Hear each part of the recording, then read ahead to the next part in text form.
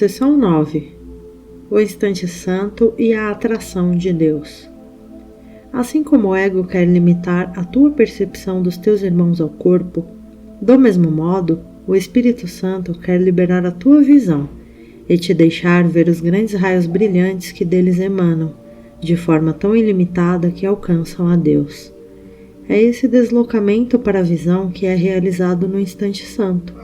No entanto, é necessário que aprendas exatamente o que esse deslocamento acarreta, de forma que venhas a estar disposto a fazer com que ele seja permanente. Dada essa disponibilidade, ele não te deixará, pois é permanente. Uma vez que o tiveres aceito como a única percepção que queres, ele é traduzido em conhecimento pela parte que o próprio Deus desempenha na expiação, pois é o único passo nela que ele compreende. Portanto, nisso não haverá demora assim que estiveres pronto. Deus está pronto agora, mas tu não estás.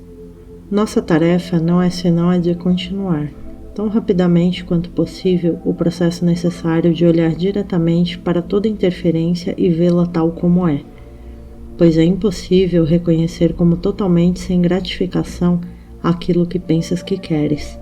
O corpo é o símbolo do ego, assim como o ego é o símbolo da separação, e ambos não são mais do que tentativas de limitar a comunicação e assim fazer com que ela seja impossível. Pois a comunicação tem que ser ilimitada, de modo a ter significado, e privada de significado ela não te satisfará completamente. No entanto, continua sendo o único meio pelo qual podes estabelecer relacionamentos reais, que não têm limites, tendo sido estabelecidos por Deus. No instante santo, onde os grandes raios substituem o corpo na consciência, o reconhecimento dos relacionamentos sem limites te é dado. Mas para ver isso, é necessário abrir mão de toda utilidade que o ego dá ao corpo e aceitar o fato de que o ego não tem nenhum propósito que queiras compartilhar com ele, pois o ego quer limitar todas as pessoas a um corpo para os seus próprios propósitos. E enquanto pensas que ele tem um propósito, escolherás usar os meios pelos quais ele tenta transformar o próprio propósito em realização. Isso nunca será realizado. No entanto, terás certamente reconhecido que o ego, cujas metas são totalmente inatingíveis, lutará por elas com todo o seu poder e fará isso com a força que tu lhe tens dado. É impossível dividir a tua força entre céu e inferno, Deus e o ego, e liberar o teu poder para a criação, que é o único propósito para o qual ele te foi dado. O amor quer sempre dar mais. Limites são exigidos pelo ego e representam as suas exigências de tornar pequeno e sem efeito. Limita o que vês de um irmão ao corpo, o que farás enquanto não o liberares do corpo, e terás negado a sua dádiva a ti. O seu corpo não a pode dar, e não a busques através do teu. No entanto, as vossas mentes já são contínuas, e a única coisa necessária é que essa união seja aceita para que a solidão no céu tenha desaparecido.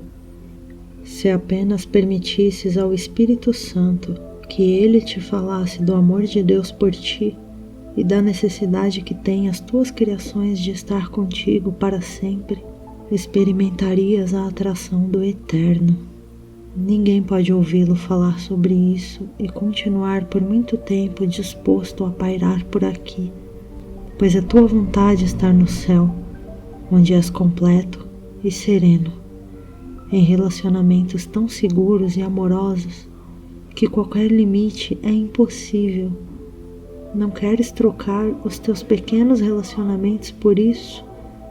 Pois o corpo é pequeno e limitado, e só aqueles que queres ver sem os limites que o ego lhes impõe são capazes de te oferecer a dádiva da liberdade.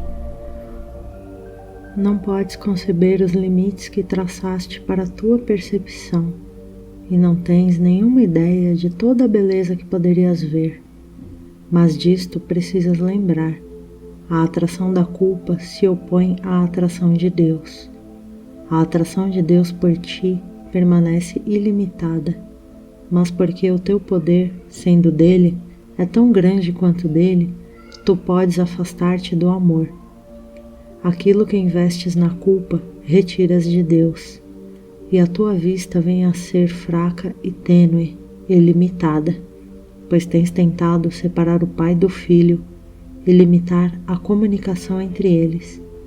Não busques a expiação em maior separação, e não limites a tua visão do Filho de Deus àquilo que interfere com a sua liberação e que o Espírito Santo tem que desfazer para libertá-lo, pois a sua crença em limites de fato o aprisionou.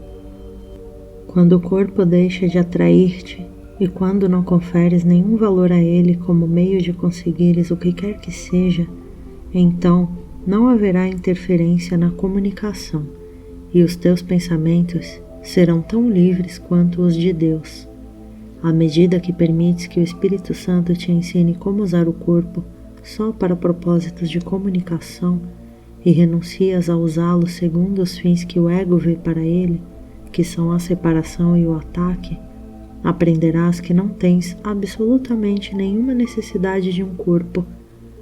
No instante santo, não há corpos, e vivencias apenas a atração de Deus. Aceitando-a sem divisões, tu te unes a Ele totalmente em um instante, pois não queres colocar nenhum limite na tua união com Ele. A realidade desse relacionamento vem a ser a única verdade que jamais poderias querer. Toda a verdade está aqui.